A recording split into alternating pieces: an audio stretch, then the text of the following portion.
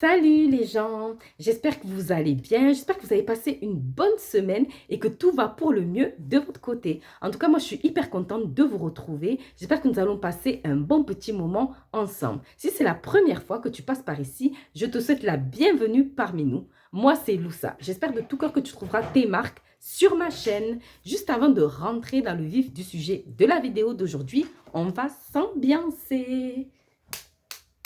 Eh eh Eh, eh. Donc, la vidéo d'aujourd'hui n'est autre que la continuité de la vidéo de la semaine dernière dont le titre était « Qu'attends-tu pour changer ta vie ?» Aujourd'hui, nous allons juste nous centrer sur le changement. Qu'est-ce que ça implique le changement? Pourquoi on en a peur de façon générale? Voilà. Donc, je vais essayer de synthétiser tout ça et faire en sorte que la vidéo ne soit pas trop longue. Pourquoi le changement fait peur?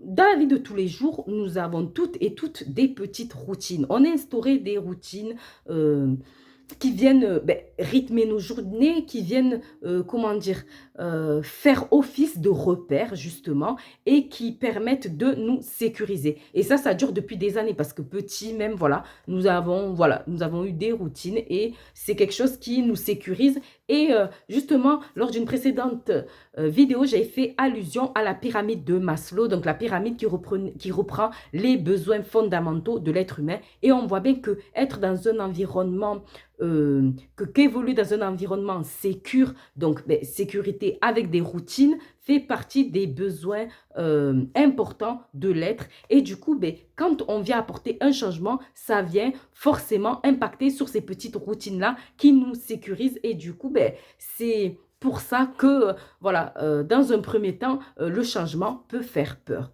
Après, ça, c'est mon avis personnel. Je pense que en soi, c'est pas tellement le changement qui fait peur. C'est plus les différentes étapes pour y arriver qui font que ça fait peur aux gens parce qu'il y a des personnes qui se disent d'entrée, avant même, avant même, comment dire, d'avoir commencé, elles ont déjà peur en fait de toute l'énergie que ça va leur demander pour pouvoir justement concrétiser, apporter ce changement dans leur vie. Je vais vous donner un exemple.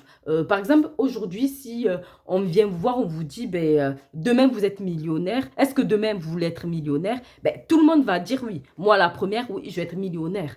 Mais si maintenant, la personne, elle vous dit, pour être millionnaire, il va falloir faire ça, monter ton business, il va falloir travailler, je vous donne un exemple, 5 heures par jour, il va falloir faire ceci, cela.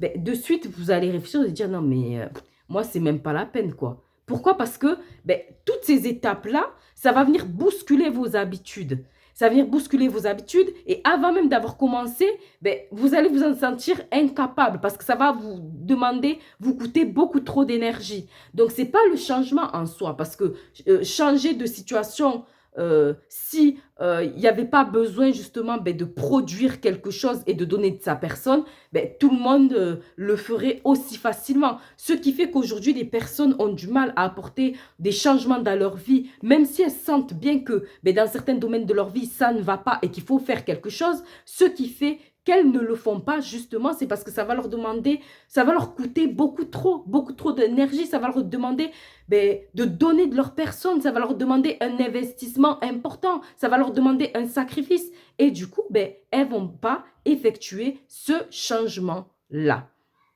Voilà. Donc là, je vais vous donner, par exemple, un exemple dans la vie de couple. Il y a beaucoup de personnes qui vont se plaindre. Ça, je vais donner cet exemple aujourd'hui parce que c'est des plaintes, ça fait partie des plaintes majeures que j'entends dans mon entourage. Beaucoup de gens vont se dire, je ne suis pas épanouie, je ne suis pas heureuse dans ma vie de couple. Il y a beaucoup de gens qui vont se plaindre de ça. Mais moi, ce que j'ai envie de vous dire, le changement que vous voulez voir chez les autres, commencez déjà à le mettre en place, vous, dans votre propre vie. Commencez déjà à agir. Par exemple, vous allez vous plaindre d'une situation dans votre couple.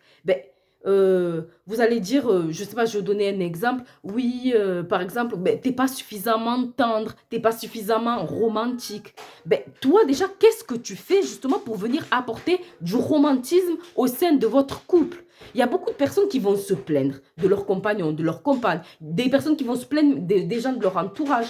Mais déjà, qu'est-ce que toi tu fais? Quel acte tu poses déjà pour pouvoir impacter la situation, faire en sorte que cette situation change, faire en sorte que ta vie change. Parce que pour moi, tout ce qui est dans tout ce qui rentre dans le domaine des relations humaines, ça fait partie, voilà, des domaines que l'on peut changer, qui peuvent avoir un impact dans nos vies. Excusez-moi pour le bruit, c'est mon fils qui joue de la batterie, je suis vraiment désolée, mais j'espère que l'on s'entend.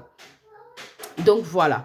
Ce que je voulais vous dire au cours de cette vidéo, tout simplement, je voulais parler du changement. Oui, le changement fait peur.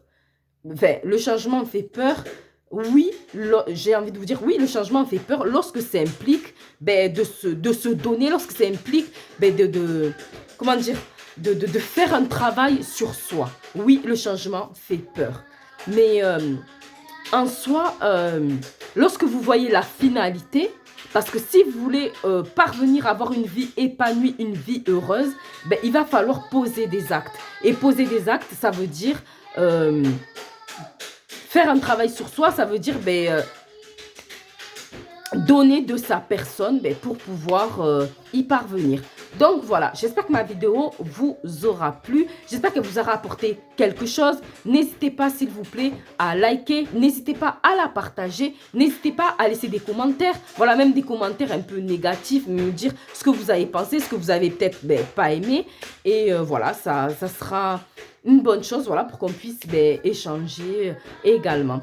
Donc voilà, n'hésitez pas également à vous abonner. Donc voilà, je vous souhaite plein de bonnes choses et je vous dis à la semaine prochaine pour une nouvelle vidéo. Bye bye!